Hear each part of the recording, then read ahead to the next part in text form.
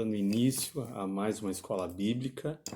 Vamos estar fazendo a primeira videoaula, ainda não tinha feito nenhuma, né? Eu já peço desde já desculpa se der algum erro aqui. Até pensei em fazer alguma live, mas como a minha internet é bem lenta e também muitos irmãos comentando, né? Que as lives, né? Não sei por qual motivo, mas estavam sumindo. E devido a esse isolamento que a gente tá passando agora, essa quarentena, por causa desse vírus do Covid-19, o coronavírus, né?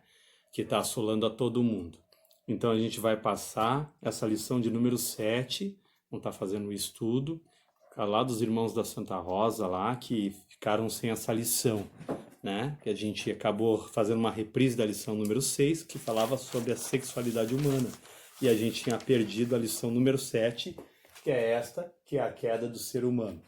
Então eu vou estar passando aqui essa lição para os irmãos, e depois dessa lição, creio que amanhã eu vou estar trazendo a lição de número 11, que também ficou perdida, porque aí começou o isolamento, não tivemos culto naquela quarta-feira lá na Santa Rosa. Eu vou estar passando no grupo da Santa Rosa a lição de número 11. Depois, vou estar dando a lição de número 12, que vai ser desta semana, que vai ser para as duas igrejas, a da 59 e a da Santa Rosa. Então foi criado um grupo para todas as igrejas que a gente tem aqui do campo, né? Campo de Cachoeirinha. Então vai ficar da 59, da Espanha e da Santa Rosa. A gente vai estar passando nesse grupo novo da igreja essa aula de número 12. A de número 11 é o homem do pecado. E a de número 12 vai ser Jesus, o homem perfeito. Então, hoje nós vamos estar fazendo essa da queda do ser humano. Amém, irmãos? Antes de mais nada, vamos estar fazendo uma oração para a gente começar bem, né? Tudo que a gente vai fazer para Jesus, para Deus, é bom que a gente comece com oração. Amém? Então, aí no teu lar, que vai estar assistindo essa aula, que quiser estar orando junto comigo, no momento que estiver assistindo essa aula, né? Vamos estar unindo nossa fé. Vamos estar começando uma oração de agradecimento ao Senhor por esta oportunidade que Ele tem nos dado. Oramos, então. Soberano eterno Deus, em nome de Jesus, nós te damos graças, Senhor, por mais esta oportunidade de estarmos, Senhor amado, aprendendo com Tua palavra, Senhor. Abençoa, Espírito Santo, em nome de Jesus. Toma, Senhor, esta aula em Tuas mãos, nos dando sabedoria. Abre o nosso entendimento, Senhor, para que a gente venha, Senhor, entender a palavra revelada do céu, Pai. Fala conosco, Senhor, através da Tua palavra, através da revista desta lição, meu Senhor, para que tudo que a gente venha aprender aqui, a gente também venha pôr em prática, Senhor. Que nós venhamos nos alertar, Senhor amado, e venhamos viver conforme o Teu querer e a Tua vontade. Nos capacita, Senhor, para o mundo lá fora.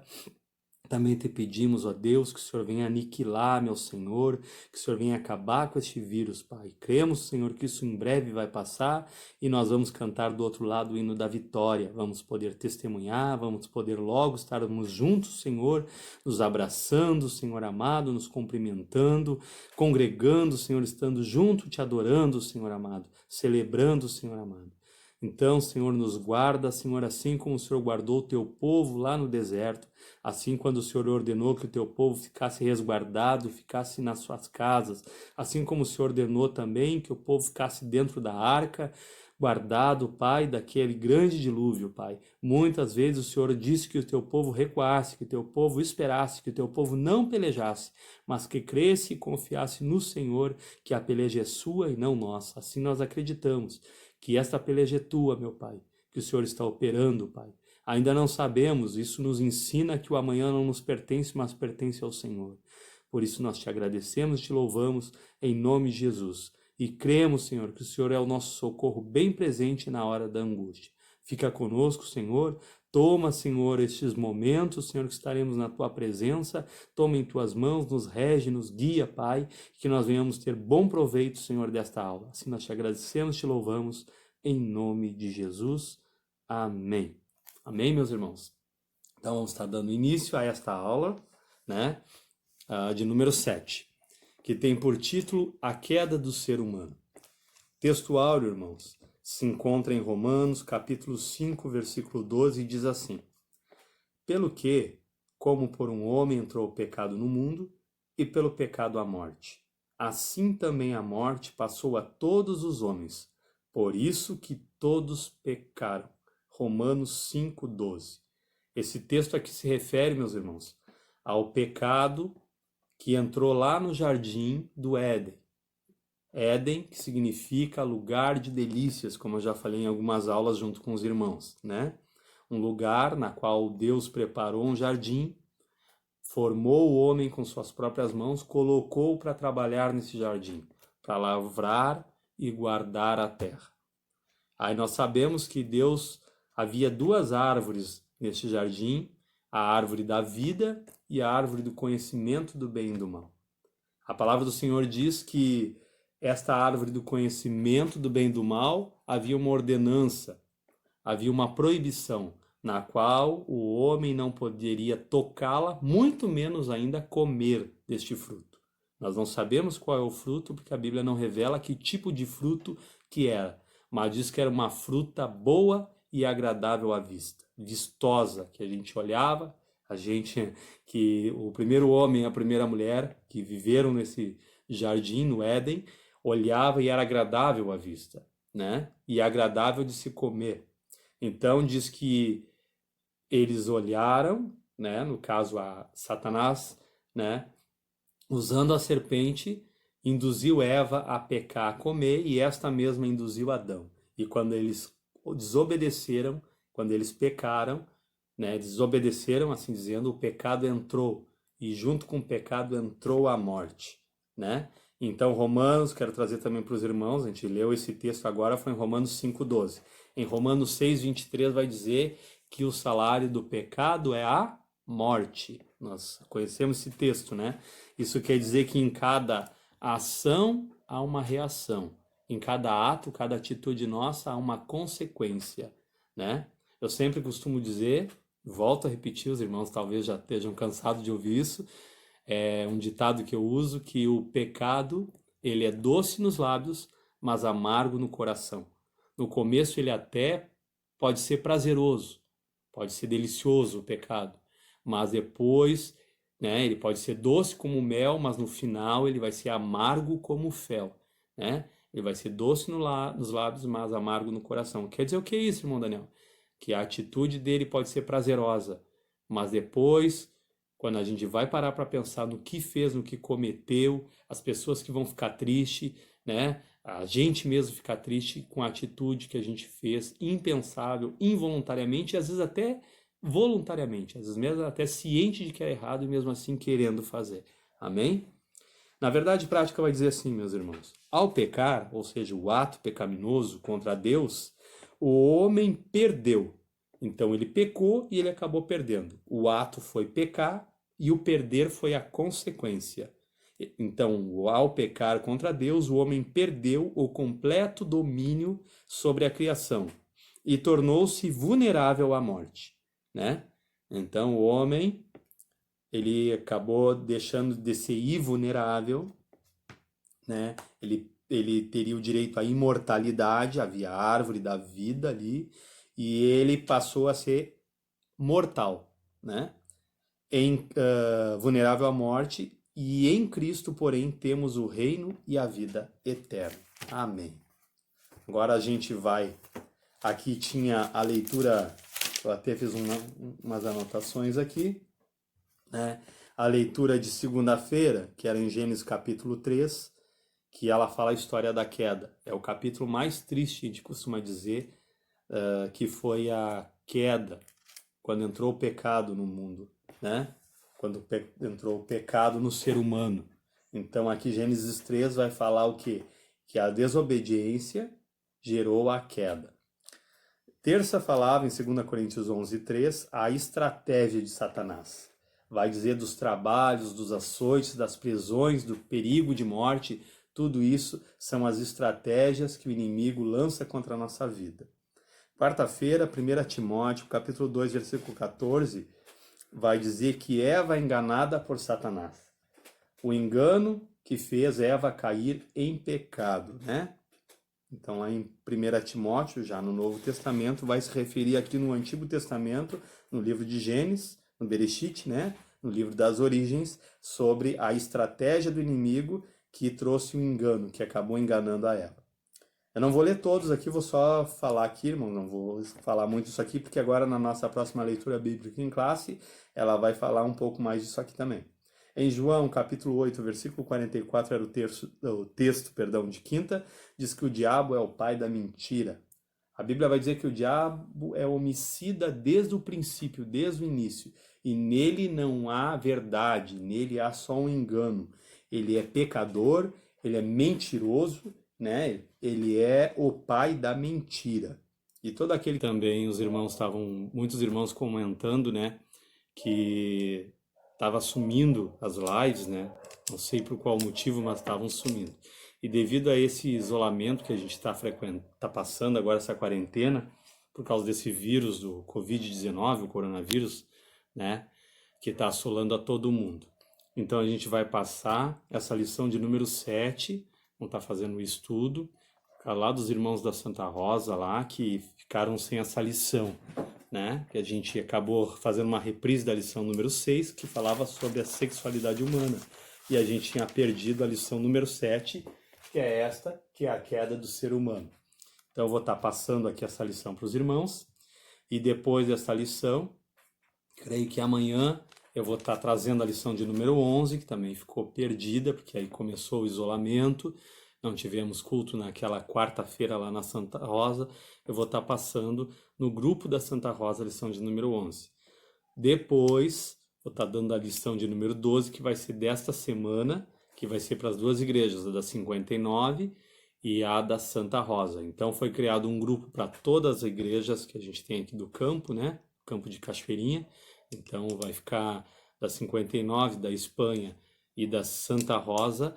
A gente vai estar passando nesse grupo novo da igreja essa aula de número 12. A de número 11 é o homem do pecado. E a de número 12 vai ser Jesus, o homem perfeito. Então, hoje nós vamos estar fazendo essa da queda do ser humano. Amém, irmãos? Antes de mais nada, vamos estar fazendo uma oração para a gente começar bem, né? Tudo que a gente vai fazer para Jesus, para Deus, é bom que a gente comece com oração. Amém? Então, aí no teu lar, que vai estar assistindo essa aula, que quiser estar orando junto comigo, no momento que estiver assistindo essa aula, né? Vamos estar unindo nossa fé. Vamos estar começando uma oração de agradecimento ao Senhor por esta oportunidade que Ele tem nos dado. Oramos, então. Soberano eterno Deus, em nome de Jesus, nós te damos graças, Senhor, por mais esta oportunidade de estarmos, Senhor amado, aprendendo com Tua palavra, Senhor. Abençoa, Espírito Santo, em nome de Jesus. Toma, Senhor, esta aula em Tuas mãos, nos dando sabedoria. Abre o nosso entendimento, Senhor, para que a gente venha, Senhor, entender a palavra revelada do céu, Pai. Fala conosco, Senhor, através da Tua palavra, através da revista desta lição, meu Senhor, para que tudo que a gente venha aprender aqui, a gente também venha pôr em prática, Senhor. Que nós venhamos nos alertar, Senhor amado, e venhamos viver conforme o Teu querer e a Tua vontade. Nos capacita, Senhor, para o mundo lá fora. Também te pedimos, ó Deus, que o Senhor venha aniquilar, meu Senhor, que o Senhor venha acabar com este vírus, Pai. Cremos, Senhor, que isso em breve vai passar e nós vamos cantar do outro lado o hino da vitória. Vamos poder testemunhar, vamos poder logo estarmos juntos, Senhor, nos abraçando, Senhor amado, nos cumprimentando, congregando, Senhor, estando junto, te adorando, Senhor amado, celebrando, Senhor amado.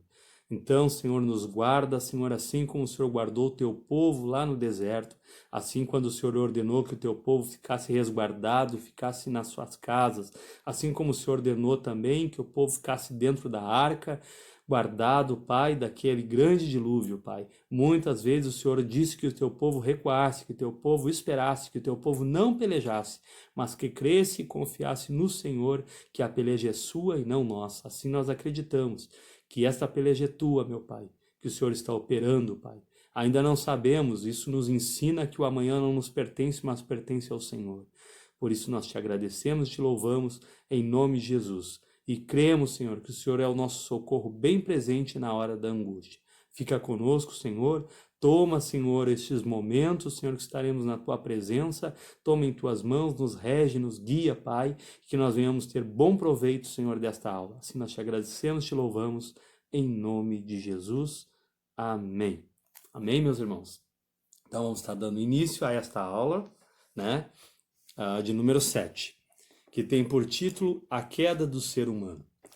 Texto áureo, irmãos, se encontra em Romanos, capítulo 5, versículo 12, e diz assim: Pelo que, como por um homem entrou o pecado no mundo, e pelo pecado a morte, assim também a morte passou a todos os homens, por isso que todos pecaram. Romanos 5, 12. Esse texto aqui se refere, meus irmãos, ao pecado que entrou lá no jardim do Éden. Éden, que significa lugar de delícias, como eu já falei em algumas aulas junto com os irmãos, né?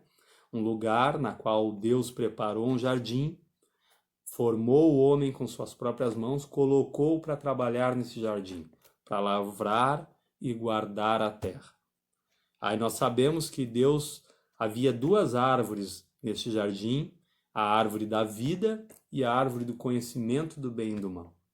A palavra do Senhor diz que esta árvore do conhecimento do bem e do mal havia uma ordenança, havia uma proibição, na qual o homem não poderia tocá-la, muito menos ainda comer deste fruto. Nós não sabemos qual é o fruto, porque a Bíblia não revela que tipo de fruto que era, mas diz que era uma fruta boa e agradável à vista, vistosa, que a gente olhava, que o primeiro homem e a primeira mulher que viveram nesse jardim, no Éden, olhava e era agradável à vista, né? E agradável de se comer. Então diz que eles olharam, né? No caso a Satanás, né? Usando a serpente, induziu Eva a pecar, a comer, e esta mesma induziu Adão. E quando eles desobedeceram, quando eles pecaram, né? Desobedeceram, assim dizendo, o pecado entrou, e junto com o pecado entrou a morte, né? Então, Romanos, quero trazer também para os irmãos, a gente leu esse texto agora, foi em Romanos 5,12. Em Romanos 6,23 vai dizer que o salário do pecado é a morte. Nós conhecemos esse texto, né? Isso quer dizer que em cada ação há uma reação. Em cada ato, cada atitude nossa há uma consequência, né? Eu sempre costumo dizer, volto a repetir, os irmãos talvez já estejam cansados de ouvir isso, é um ditado que eu uso, que o pecado, ele é doce nos lábios, mas amargo no coração. No começo ele até pode ser prazeroso, pode ser delicioso o pecado, mas depois, né, ele pode ser doce como mel, mas no final ele vai ser amargo como fel, né? Ele vai ser doce nos lábios, mas amargo no coração. Quer dizer o que é isso, irmão Daniel? Que a atitude dele pode ser prazerosa, mas depois, quando a gente vai parar para pensar no que fez, no que cometeu, as pessoas que vão ficar tristes, né? A gente mesmo ficar triste com a atitude que a gente fez, impensável, involuntariamente, e às vezes até voluntariamente, às vezes mesmo até ciente de que é errado e mesmo assim querendo fazer. Amém? Na verdade, prática vai dizer assim, meus irmãos: ao pecar, ou seja, o ato pecaminoso contra Deus, o homem perdeu. Então ele pecou e ele acabou perdendo. O ato foi pecar e o perder foi a consequência. Então, ao pecar contra Deus, o homem perdeu o completo domínio sobre a criação e tornou-se vulnerável à morte, né? Então, o homem, ele acabou deixando de ser invulnerável, né? Ele teria o direito à imortalidade, havia a árvore da vida ali, e ele passou a ser mortal, né? Vulnerável à morte, e em Cristo, porém, temos o reino e a vida eterna. Amém. Agora a gente vai. Aqui tinha a leitura, eu até fiz umas anotações aqui, né? A leitura de segunda-feira, que era em Gênesis capítulo 3, que ela fala a história da queda. É o capítulo mais triste, a gente costuma dizer, que foi a queda, quando entrou o pecado no mundo, né? Quando entrou o pecado no ser humano. Então aqui Gênesis 3 vai falar o quê? Que a desobediência gerou a queda. Terça falava em 2 Coríntios 11:3 a estratégia de Satanás. Vai dizer dos trabalhos, dos açoites, das prisões, do perigo de morte. Tudo isso são as estratégias que o inimigo lança contra a nossa vida. Quarta-feira, 1 Timóteo, capítulo 2, versículo 14, vai dizer que Eva é enganada por Satanás. O engano que fez Eva cair em pecado, né? Então, lá em 1 Timóteo, já no Novo Testamento, vai se referir aqui no Antigo Testamento, no livro de Gênesis, no Bereshit, né? No livro das Origens, sobre a estratégia do inimigo que trouxe um engano, que acabou enganando a Eva. Eu não vou ler todos aqui, vou só falar aqui, irmão, não vou falar muito isso aqui, porque agora na nossa próxima leitura bíblica em classe, ela vai falar um pouco mais disso aqui também. Em João, capítulo 8, versículo 44, era o texto, de quinta, diz que o diabo é o pai da mentira. A Bíblia vai dizer que o diabo é homicida desde o princípio, desde o início, e nele não há verdade, nele há só um engano. Ele é pecador, ele é mentiroso, né? Ele é o pai da mentira. Em João 8:44, falando que o diabo ele é homicida desde o princípio. Eu vou ler esse texto aqui, em João 8:44, está escrito assim, aqui.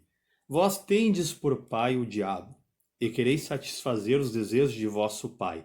Ele foi homicida desde o princípio, e não se firmou na verdade, porque não há verdade nele.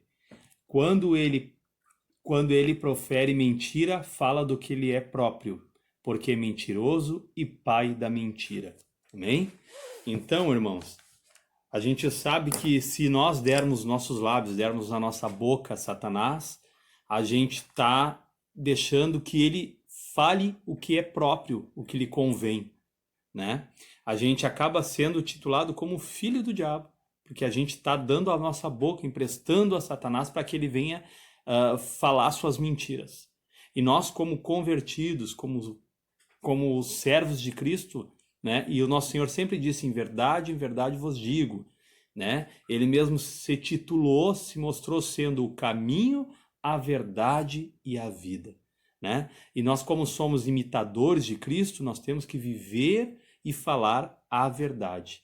Porque se nós falarmos o contrário, que é a mentira, né, nós vamos estar nos associando a Satanás, nos associando ao diabo.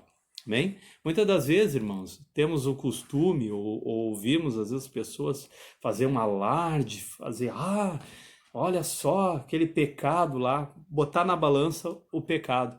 Ali é homicida, um pedófilo, um assassino, né, que é o mesmo que homicida, um ladrão, né? E esquecemos que um mentiroso vai acabar indo, se não se converter, se não mudar o seu mau caminho, indo para o mesmo lugar que vai o homicida, que vai o pedófilo, que vai o ladrão, ou seja lá qual for o erro, qual foi o pecado. No dicionário, a gente já sabe que a palavra pecado significa vício, né? Significa algo que é errado, né? A palavra pecado é erro, vício, que simboliza o pecado. Então a gente tem que sair do erro. Outrora nós vivíamos no erro, outrora nós vivíamos no lamaçal do pecado, no charco de lodo, atolado no pecado, falando mentiras, praticando, agindo na maldade, na perversidade dos pensamentos, não se importando com o próximo, vivendo um pecado atrás do outro. A Bíblia vai dizer que um abismo chama outro abismo. Mas agora, como filhos da luz, como saímos das trevas, já saímos desse estágio, desse lamaçal de pecado, vivemos uma nova vida, somos nova criatura, agora a gente não pode mais viver nessa velha prática pecaminosa. Amém? Porque isso aí a gente sabe qual o fim para quem vive nisso aí, que é o inferno, né? Que não tem outro caminho.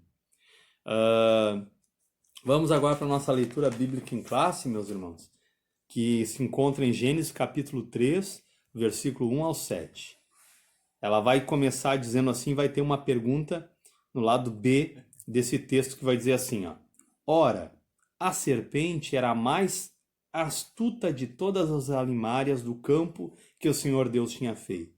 Quando ela diz a mais astuta, é a mais ardilosa, né? Agia com astúcia, cheia de artimanhas, né? Esta disse a mulher. Aí ela faz uma pergunta, né? É assim que Deus disse, não comereis de toda a árvore do jardim? Olha a astúcia dela. Olha a serpente se fazendo de boba, fazendo uma pergunta na qual ela já sabe a resposta, né? Que nem quando Satanás também veio tentar Jesus, ele começava, se tu és o filho de Deus, sabe que Jesus era o filho de Deus. Sempre vem trazendo uma pergunta, sempre vem com uma artimanha, sempre vem disfarçado, querendo trazer uma dúvida para o nosso entendimento, né? Querendo trazer dúvida porque a gente já tem certeza. E aí a resposta da mulher foi essa, versículo 2 diz assim, ó, e disse a mulher à serpente, do fruto das árvores do jardim comeremos. Versículo 3, mas do fruto da árvore que está no meio do jardim, disse Deus, não comereis dele, e nem tocareis, para que não morrais. Então, Eva repetiu a ordenança, o mandamento que o Senhor Deus havia dado ao homem Adão, que repassou à mulher, né? Que deu para ambos esse mandamento, que não era para tocar, e não era para comer nem para tocar deste fruto, porque senão eles iriam morrer, né? E aí, a cobra, a serpente, sendo induzida por Satanás, né? Deu boca a Satanás, ela veio com a mentira, ela veio com o engano, dizendo assim, ó, então a serpente disse à mulher, versículo 4, certamente não morrereis. Ela veio com uma afirmação enganosa. Ela veio trazendo a mentira no lugar da verdade. Ela veio tirando a verdade e trazendo a mentira como se a mentira fosse a verdade. Dizendo, afirmando, certamente não morrereis. Não! Querendo dizer, isso é mentira de Deus. Deus estava enganado. Não é bem assim. Como muitas das vezes a gente ouve hoje em dia. Não, não é bem assim. Não, as coisas não são desse jeito. A gente tem visto nos dias de hoje muitas coisas assim. Mudando os marcos antigos, mudando o pensamento, dizendo que não é dessa maneira. Não, Deus não pensa dessa maneira. E não é assim que Deus havia o ordenado. Deus tinha dado uma ordenança. Deus não pediu, olha, se vocês puderem não comam. Deus disse, não é para comer, né? E nisso acabou despertando um sentimento diabólico na mulher. Eu já vou chegar aqui, versículo 5 diz assim, ó, porque Deus sabe que no dia em que dele comerdes, se abrirão os vossos olhos. E aqui entrou a soberba, né? A soberba da vida. A concupiscência dos olhos e a concupiscência da carne, que vai dizer numa das cartas de Paulo, esses sentimentos perversos que nós temos que vigiar e temos que ter cuidado para que não entre em nós. Então diz assim, ó, se abrirão os vossos olhos e sereis como Deus. A soberba, olha aqui, a concupiscência, o desejo, né? Aquele desejo, ó, e sereis como Deus sabendo o bem do mal. Desejo de poder, né? Um sentimento diabólico, um poder, uma soberba, ser como Deus, né? O mesmo sentimento que Lúcifer, o portador de luz, que é o nome que Satanás tinha quando morava no céu, né? Era o portador de luz. Ele teve essa soberba, esse inchaço, ele queria ser como Deus, queria colocar o seu trono acima do trono de Deus, queria ser mais que Deus. Então esse mesmo sentimento ele está trazendo para a mulher, sereis como Deus.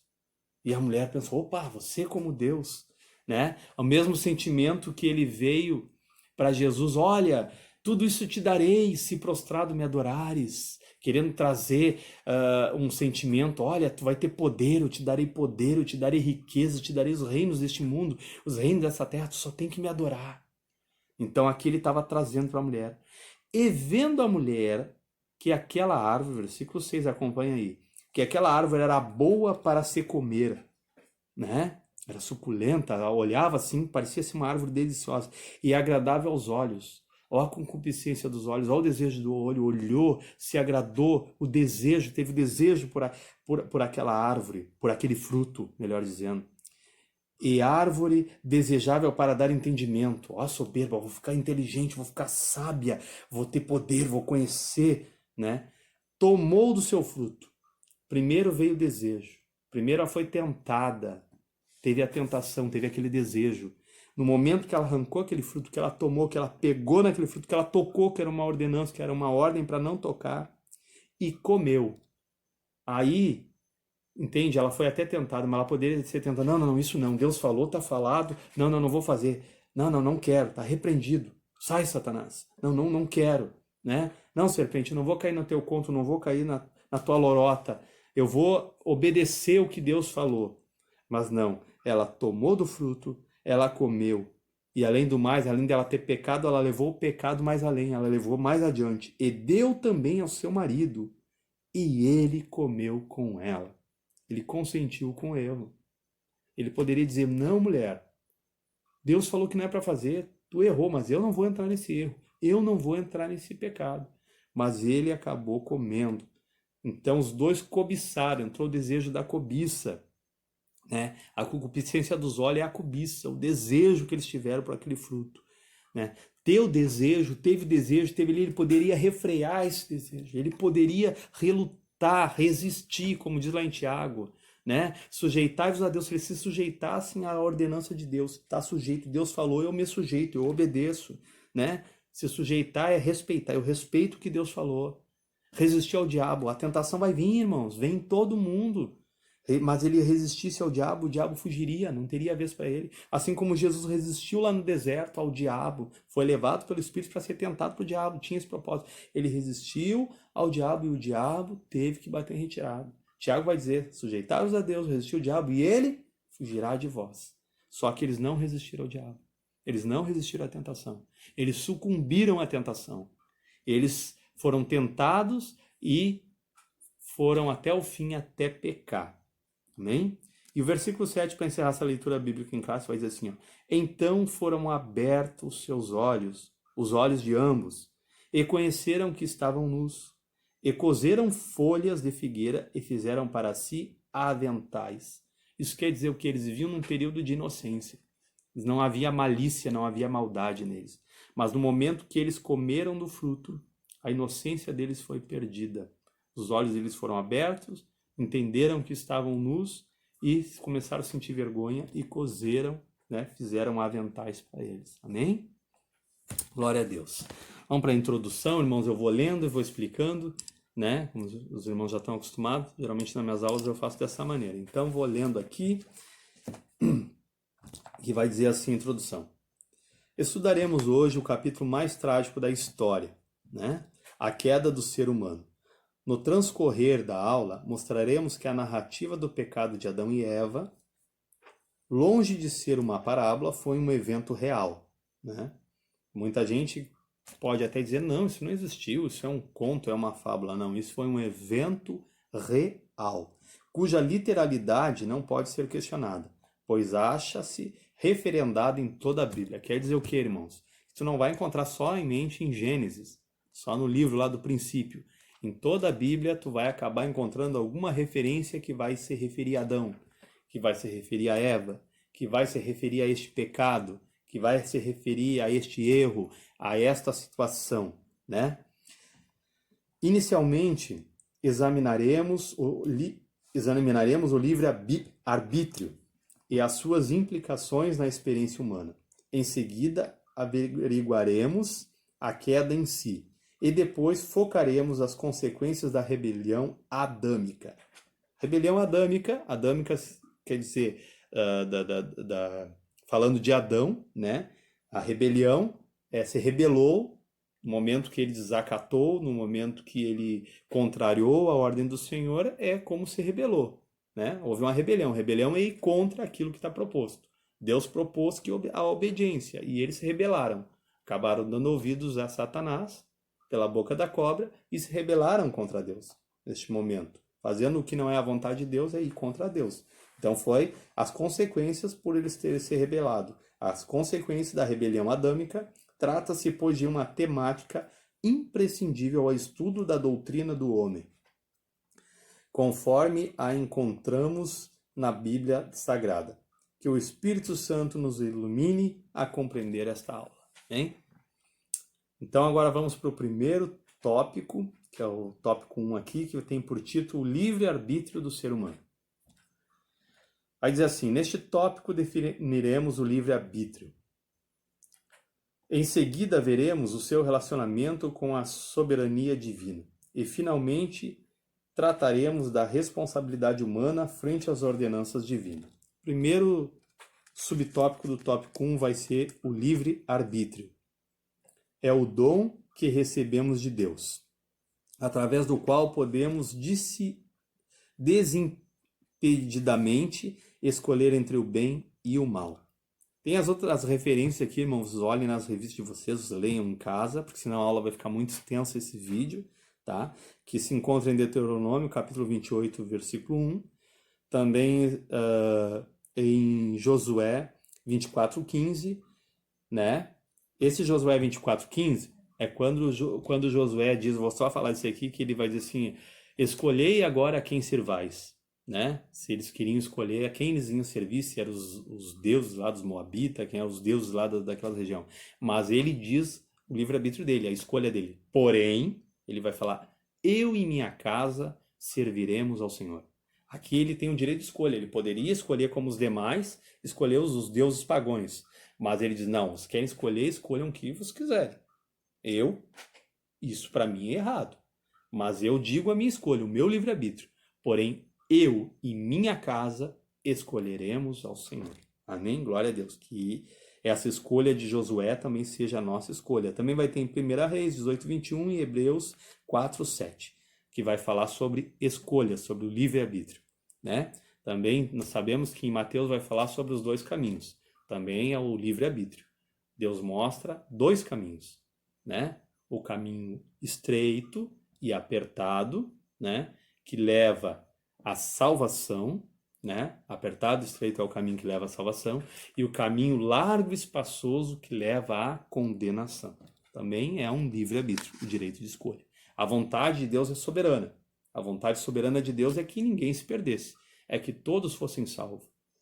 Então ele mostra o caminho, mostra as vantagens desse caminho, e mostra outro caminho também, e as desvantagens, e o tormento, e o sofrimento deste outro caminho. Mas ele não criou robôs, ele criou pessoas, seres humanos, com sentimentos e com poder de escolha, né? Ele tem o Espírito Santo na terra, que nos adverte do pecado, que nos chama, né, para que a gente venha fazer a coisa certa, que nos guia, nos mostra o caminho. A gente tem que se deixar ser direcionado, ser dirigido pelo Espírito Santo, né?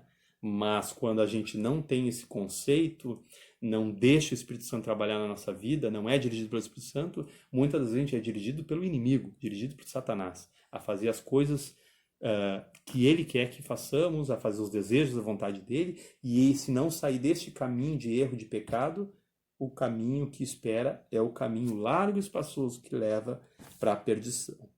Sem o livre-arbítrio, não seríamos o que hoje somos, seres autônomos, conscientes da própria existência e de nosso lugar no universo criado por Deus. Amém? Vamos para o 2 já. A soberania divina. É o direito absoluto, irrestrito e inquestionável que possui Deus sobre toda a sua criação. Ele tem esse direito. Agora, muitas das vezes ele não usa do direito. É um direito que Deus tem, mas ele não usa do direito. Porque se Deus fosse usar realmente do seu direito, entende? Ele como a vontade dele é soberana, né, absoluta, ele usaria do seu direito e nós não teríamos nosso direito de livre-arbítrio. Então, ele não usa do seu direito e deixa nós ter o nosso direito de escolher, que é o livre-arbítrio. Está lá em Êxodo 9:29, Deuteronômio 10:14 e Salmo 135:6. Portanto, o Senhor age como lhe aprouver. Ele faz da maneira que lhe aprouver. Muitas das vezes ele intervém. Em suas mãos somos barro. Ele é soberano, ele, o soberano oleiro. Jeremias 18:6, que vai fazer do vaso nas mãos do oleiro. Vai falar das vasos nas mãos do oleiro. Não nos cabe questionar a soberania do Todo-Poderoso. Romanos 9:20. Ele é Deus e Senhor. Não devemos, por outro lado, ver a soberania divina como algo despótico e tirânico. Aí eu volto a falar, como assim tirânico? O que é um tirano? Tirano, um ditador, é aquele que falou e está falado da maneira dele, se não fizer, morreu, acabou. Não podemos ver dessa maneira, né? Ele, como eu volto a dizer, ele mostra o caminho, ele mostra os benefícios, as vantagens, né?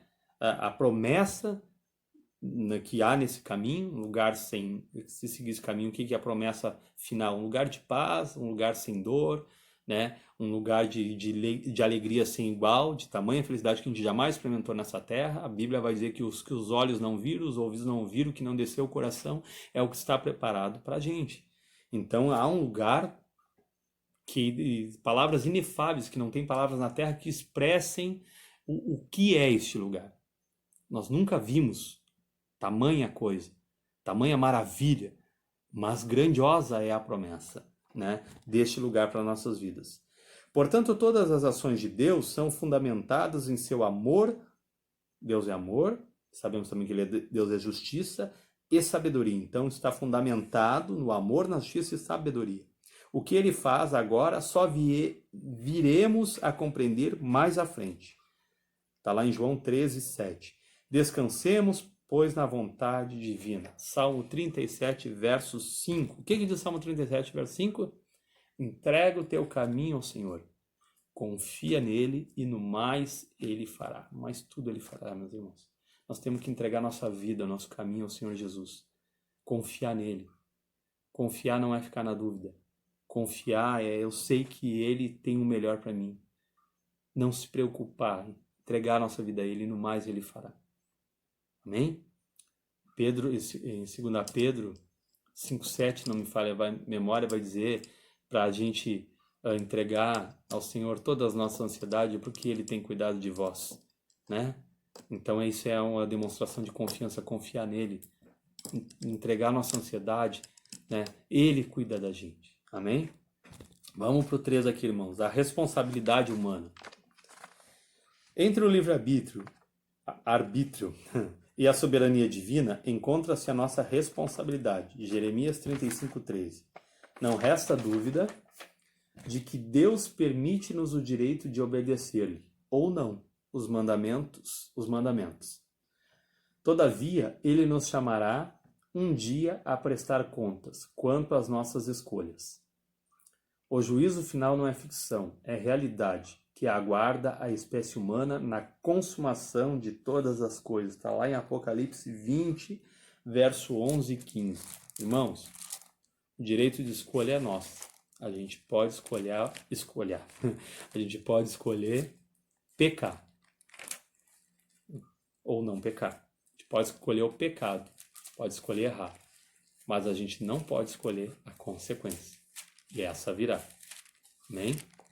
Então aqui vamos ver aqui, ó, Apocalipse capítulo 20, verso 11 ao 15 vai dizer assim, ó, o juízo final. E vi um grande trono branco, e o que estava assentado sobre ele, de cuja presença fugiu a terra e o céu, e não se achou lugar para ele.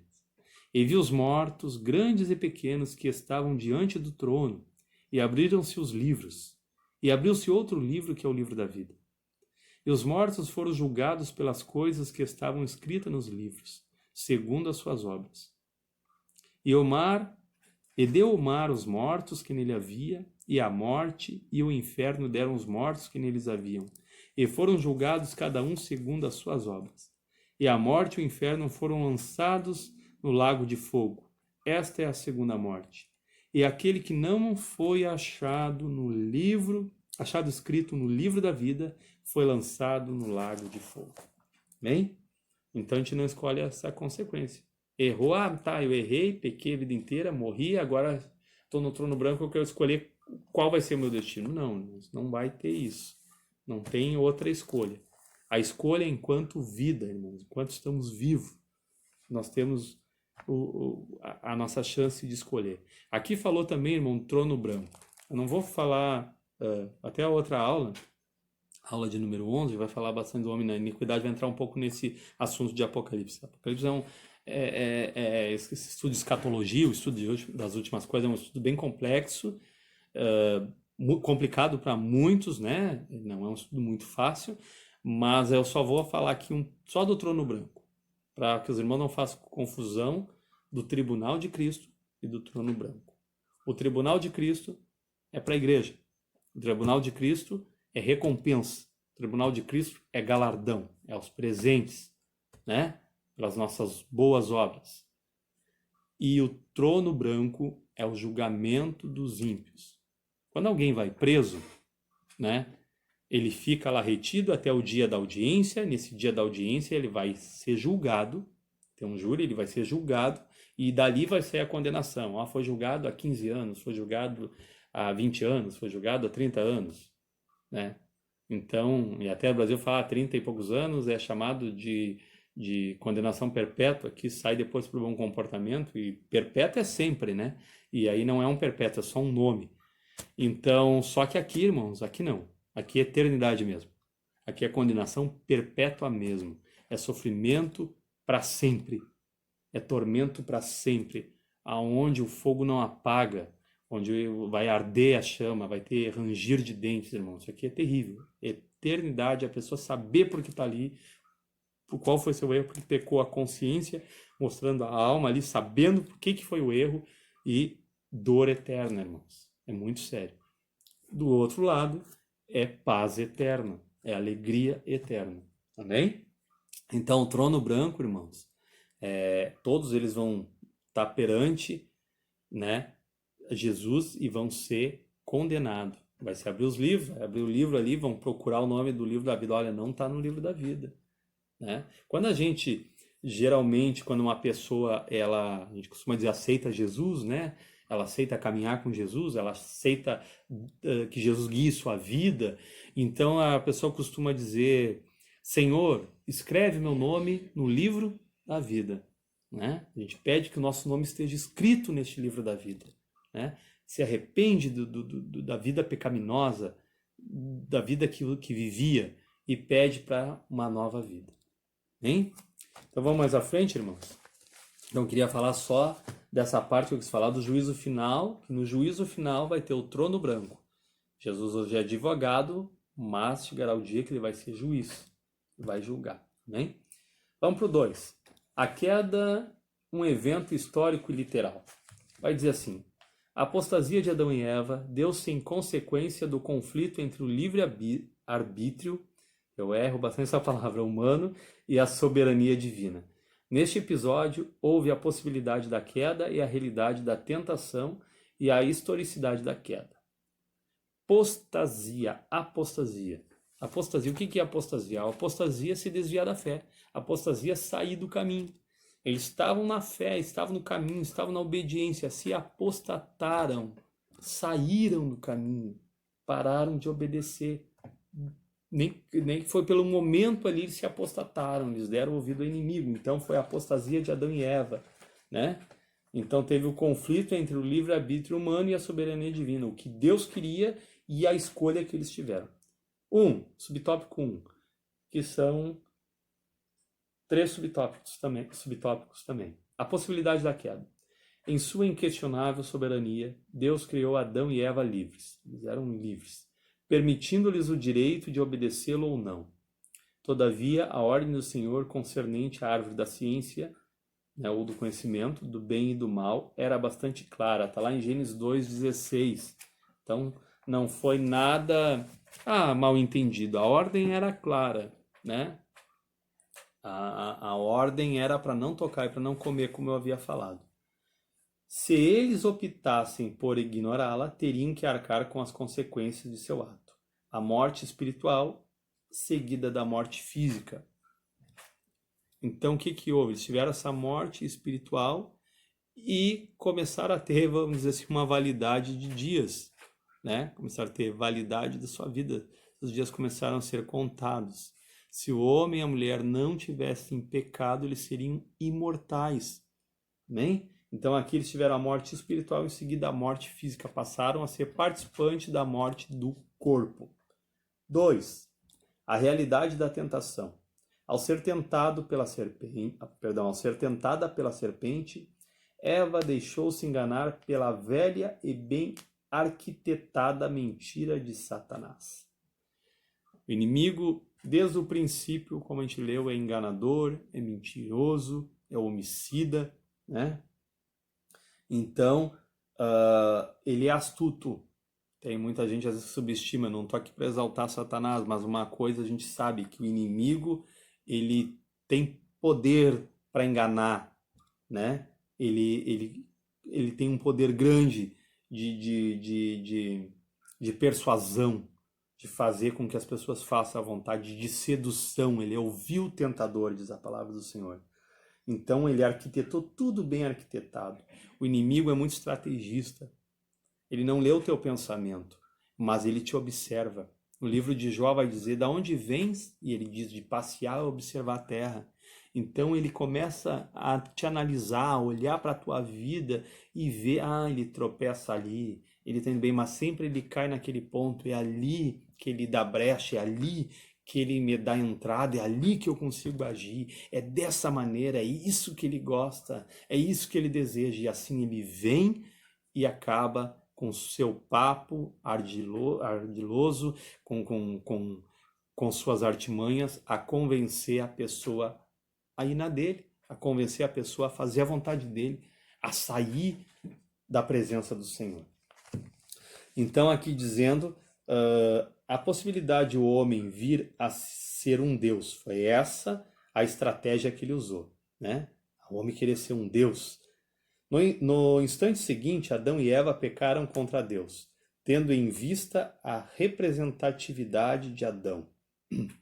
Foi ele responsabilizado pela entrada do pecado do mundo, que está lá em Romanos 5,12.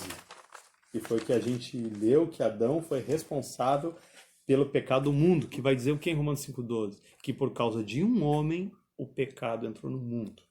Hein? Né? Por causa dele foi responsabilizado o pecado de ter entrado no mundo.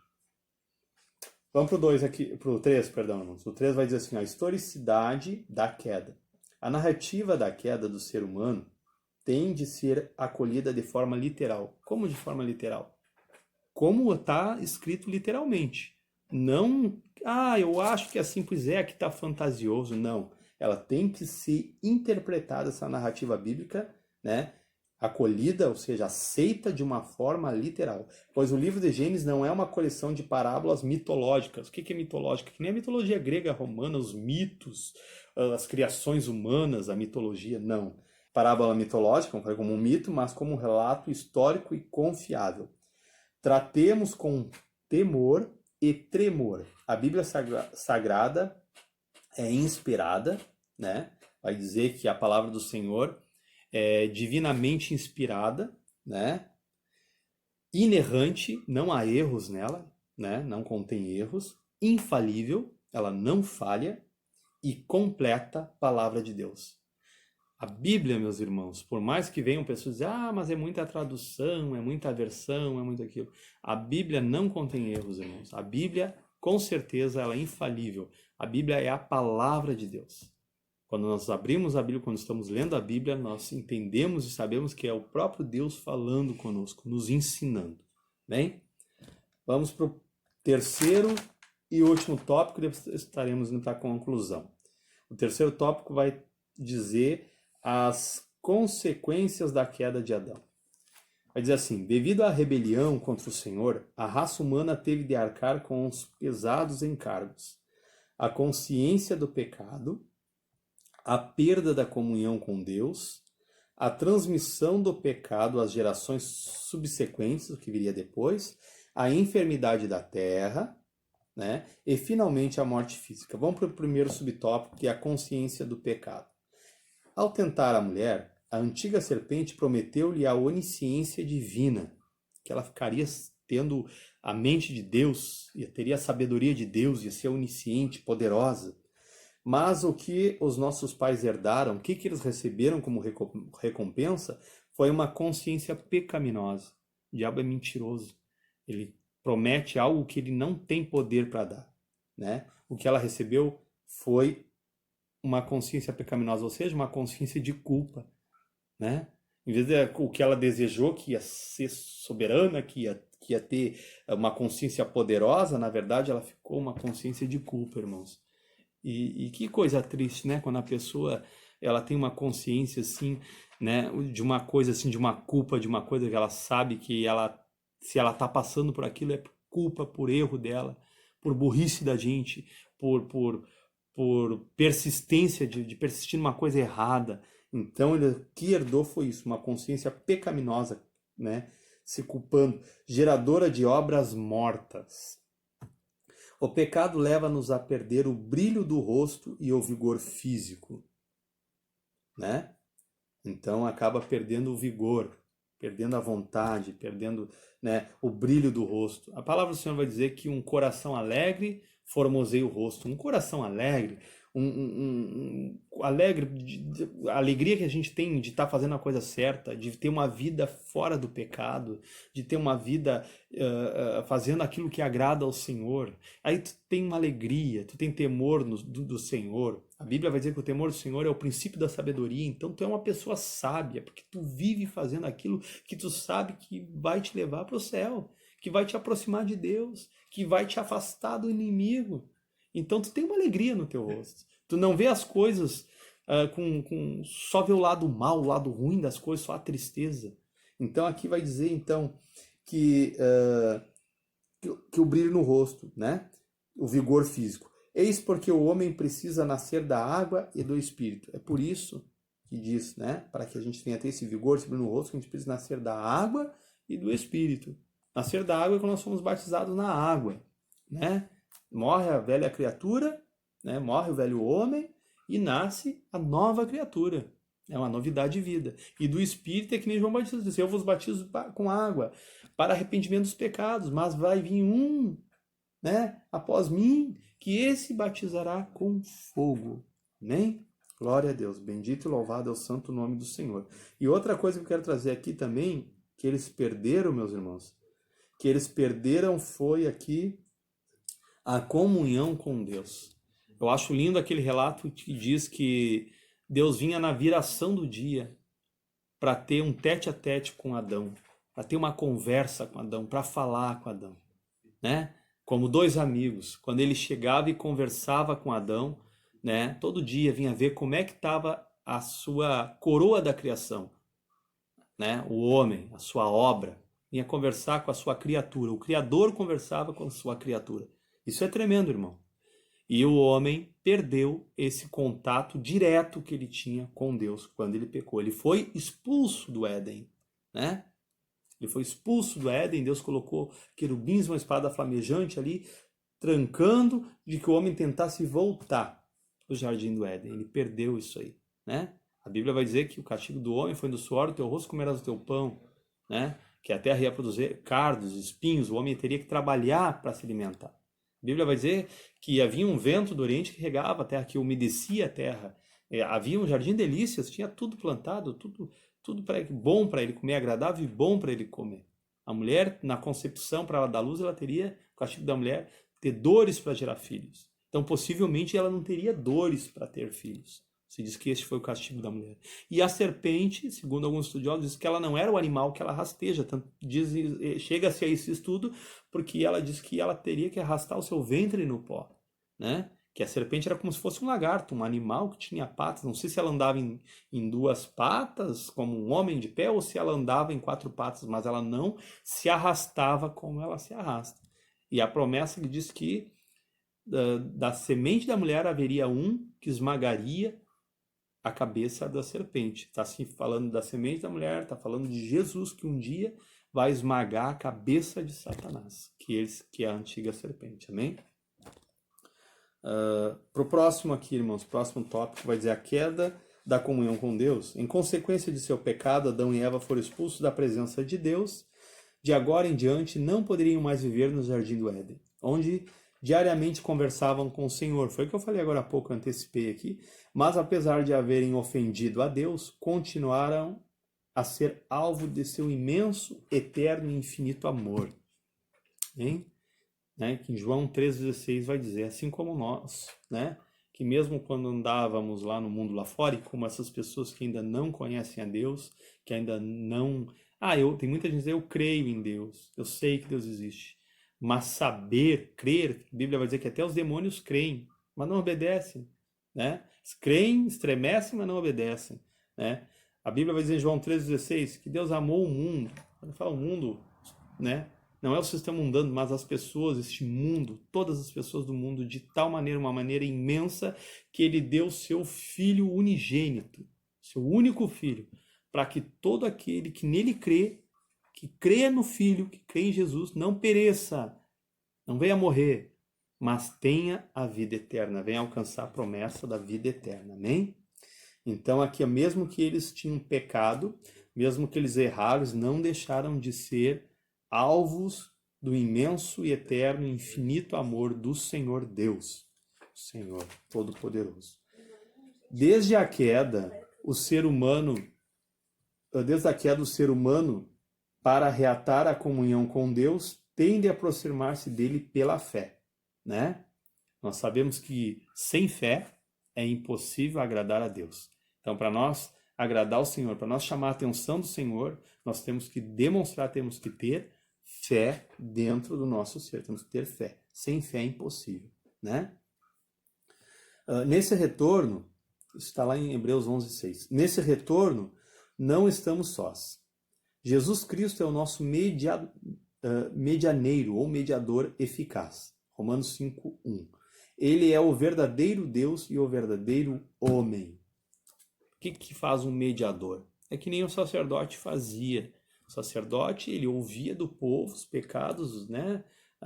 E fazia um sacrifício, fazia mediação entre o homem e Deus. E Jesus Cristo é o sumo sacerdote. Jesus Cristo, ele foi a oferta e também foi o ofertante. E ele faz a mediação entre nós e Deus. Ele é o mediador, né? Ele foi 100% homem e é 100% Deus. Sentiu as mesmas paixões, sofreu na pele, sofreu na carne, o que nós, seres humanos, sofremos. Bem? Sentiu na pele o que um ser humano sofre. Mas em tudo ele não pecou em nada. Passou por tudo, mas não pecou em nada. Não teve pecado. 3. A transmissão do pecado à espécie humana. Como foi transmitido o pecado para o resto da humanidade? Sendo Adão o pai de toda a raça humana, o primeiro homem, né? O seu pecado acabou por alcançar todos os homens. Aquilo que chamamos de pecado original, você fala, o pecado original, de onde se originou o pecado? Por Adão. Contaminou universalmente a humanidade. Até mesmo o recém-nascido já traz consigo esta semente. Está lá em Salmos 51:5.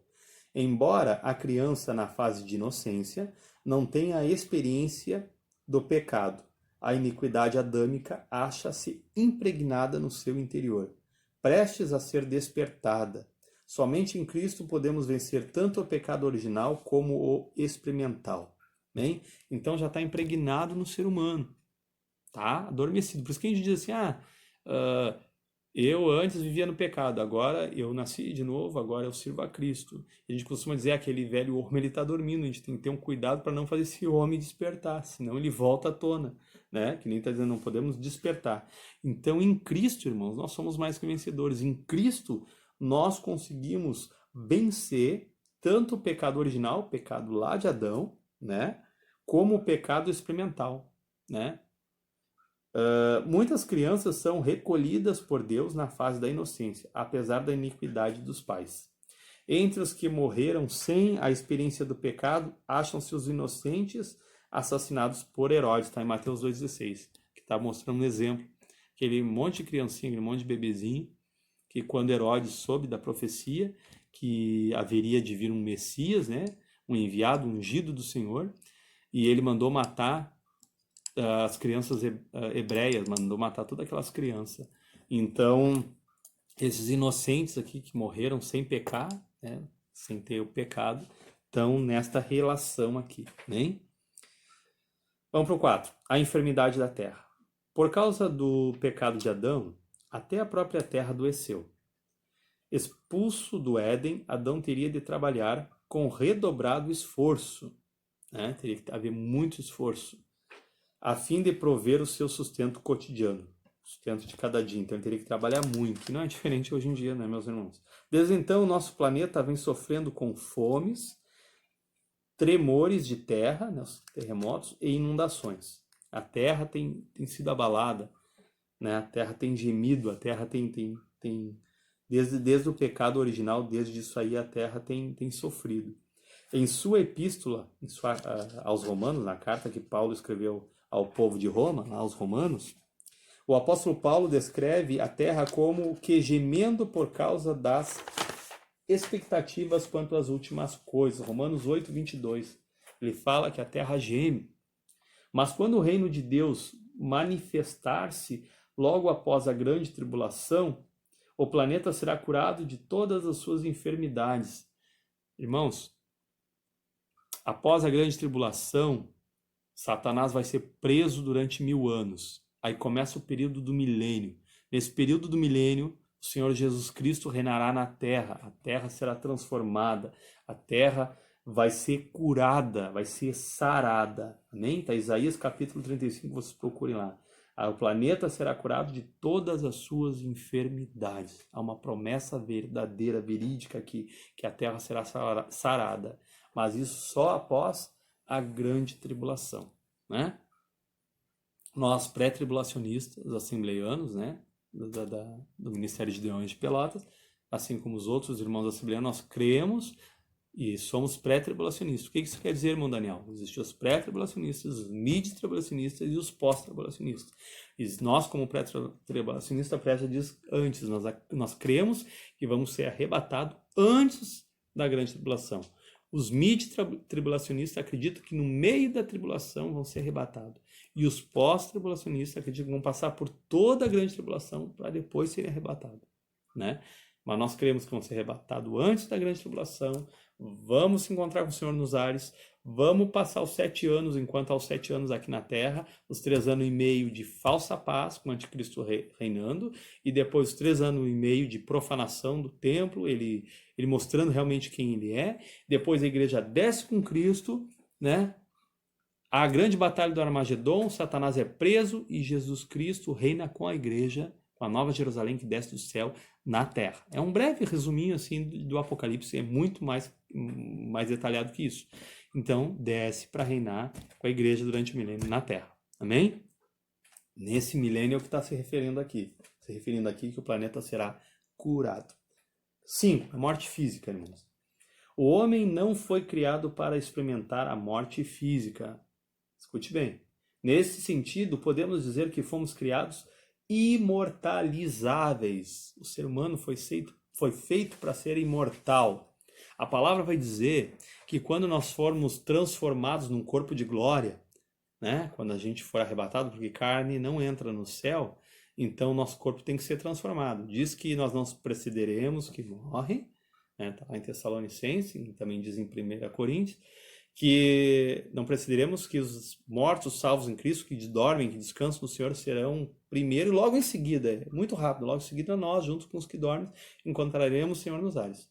Mas nosso corpo vai ser transformado, um corpo de glória. Não relata como será esse corpo de glória, mas que vai ser transformado num corpo de glória. Diz que o que é corruptível, o que se corrói, vai ser transformado em incorruptível. O que é mortal, esse corpo mortal, né? Que prova da morte, vai ser transformado em imortalidade, em imortal. Então essa já é que fala do corpo que deixa de ser corruptível e deixa de ser mortal para ser incorruptível e passar a ser imortal, transformado num corpo de glória para poder partir com o Senhor para as bodas do Cordeiro. Amém? Glória a Deus. Então, imortalizáveis, como eu falei, com a possibilidade de viver indefinidamente. Não podemos, não somente a eternidade, mas de igual modo a imortalidade. Achavam-se no ser humano. Isso, achavam-se antes no ser humano. Está lá em Gênesis 2,17. Vamos ver ligeirinho aqui, Gênesis 2,17, para não ficar só nas minhas palavras. Tem vários textos muito bons, irmãos. Leiam a lição bíblica em classe, lição número 7, e leiam esses capítulos que são recomendados aqui, os capítulos e versículos. Amém? Para abrir mais o entendimento. Gênesis 2, versículo 17 vai dizer assim: mas da árvore da ciência do bem e do mal dela não comerá, porque no dia em que dela comerdes, certamente morrerás. Então aqui está mostrando que não era para comer, porque aí ia passar a provar da morte. Então, enquanto eles não comessem, eles não provariam da morte. Eles foram feitos para serem imortais. Glória a Deus. A morte é a mais triste consequência do pecado. Romanos 6,23, mais uma vez, o salário do pecado é a morte. Então essa é a mais triste consequência, tanto a física quanto a espiritual. Todavia, a pior morte que alguém pode experimentar é a separação eterna de Deus. A segunda morte, que está lá em Apocalipse, né? Eterna, ficar eternamente separado de Deus. Ir para o inferno, irmãos. ir para o lago de fogo, que não foi preparado para o ser humano, não. A Bíblia vai dizer que o lago de fogo foi preparado para o diabo e para os seus anjos. Mas todos aqueles que seguirem a Satanás vão seguirem para ele, para esse mesmo lugar. Amém? Quanto a nós, os que já recebemos Jesus Cristo, glória a Deus por isso, como nosso Senhor e Salvador, a morte não terá efeito. Aleluia. Glória a Deus, porque Ele é a ressurreição e a vida. E com Ele nós vamos viver a eternidade. Amém? Né? Nós vamos participar da ressurreição do justo. Como diz lá, quando Jesus falava que ia ressuscitar, já se falava naquele tempo, quando Jesus falava que ia ressuscitar Lázaro, ela dizia, eu bem sei, meu Senhor, que ele, né, que na ressurreição do justo, ela achava que estava falando deste tempo. Mas aí ele estava falando do momento, naquele momento, naquela situação que ele ia ressuscitar, que ia despertar. Nosso amigo Lázaro apenas dorme, né? Mas estava morto. Ele estava dizendo que ele ia trazer a existência, ia trazer a vida de novo. E na conclusão vai dizer assim, meus irmãos, 2 fatos marcam a doutrina do homem nas Sagradas Escrituras. A criação e a queda. São os 2 fatos. A criação do homem e a queda do homem. À primeira vista, o pecado de Adão trouxe graves consequências à criação. No entanto, Deus jamais foi surpreendido por qualquer fato. Nada pegou nosso Deus de surpresa. Ele não é um ser reativo, nem vive de improvisos. Nenhum processo, quer nos céus, quer na terra, jamais o surpreendeu, porquanto ele é o ser supremo por excelência. Ele é o que é, o Deus bendito eternamente. A fim de sanear o pecado do homem, Deus, em sua presciência, já havia separado o Imaculado Cordeiro, desde a fundação do mundo, para redimir-nos de todos os pecados. Isso quer dizer o quê? Que isso já desde o princípio Deus já tinha preparado o Cordeiro. Desde o princípio já era plano de salvação para o homem. Deus já sabia o que ia acontecer. Deus já sabia que ia dar o livre-arbítrio e o homem ia pecar, que o homem ia acabar errando. Mas aí Deus já tinha preparado. Em Apocalipse, capítulo 13, versículo 8, irmãos. E já vamos estar encerrando. Eu vou deixar as perguntas para os irmãos. Os irmãos que acharem as perguntas respondam depois no grupo. Amém, irmãos? Em Apocalipse 13, isso, versículo 8 vai dizer assim, ó. E adoraram-na todos os que habitam sobre a terra, esses cujos nomes não estão escritos no livro da vida do Cordeiro, que foi morto desde a fundação do mundo. Amém? Esse aqui já diz que desde do princípio da fundação do mundo já havia esse plano, já havia essa missão, já havia isso destinado, que o Cordeiro teria que ser morto pelo pecado da humanidade. Amém? E agora, irmãos, para encerrar as perguntas como de praxe, eu vou fazer as perguntas e os irmãos que acharem depois vão dizendo a resposta no grupo. Amém? E depois, não sei se vai ser amanhã, mas ainda durante o decorrer dos dias eu vou fazer a lição de número 11, repassar. Na 59 teve, mas para os irmãos que não estavam no dia poder ter essa aula também, e para os irmãos lá da Santa Rosa que não tiveram essa aula. Aí depois já vou entrar na lição de número 12, que é a lição atual, que vai ser a lição da semana. A respeito da queda do ser humano, responda: o que é livre-arbítrio? Irmãos, a primeira pergunta é essa: o que é livre-arbítrio? Depois os irmãos coloquem aí no grupo o que os irmãos entendem por livre-arbítrio. Pergunta número 2. Há alguma incompatibilidade entre o livre-arbítrio e a soberania divina? Pergunta número 3. O que está entre o livre-arbítrio e a soberania divina? Pergunta número 4. O homem foi criado imortalizável? Discorra sobre o assunto. E pergunta número 5. Deus foi surpreendido pela queda do homem? Amém, irmãos? Então, sendo assim, encerramos mais uma lição, né? A 8, a 9 e a 10 foram dadas nas duas congregações, né? Então vamos para a lição número 11, vou estar fazendo outro vídeo e a gente vai estar estudando, amém, irmãos? Vamos fazer mais uma oração, irmãos, uma oração de encerramento e aguardamos o próximo vídeo, amém? Então curva a tua cabeça, fecha teus olhos, vamos estar orando. Soberano e eterno Deus, em nome de Jesus, Senhor, eu te dou graça, Pai. Muito obrigado, Senhor, por esta lição, meu Senhor, por isso que aprendemos, Senhor, porque recapitulamos, Senhor, relembramos, Pai, com a Tua palavra, Pai. Abençoa, meu Deus amado, nossa vida, Senhor, nos guarda, nos livra de todo mal, Pai, e que a gente venha a ter sempre o entendimento, Pai, da Tua palavra, Senhor. Assim nós te agradecemos e te louvamos em nome de Jesus. Amém. Glória a Deus.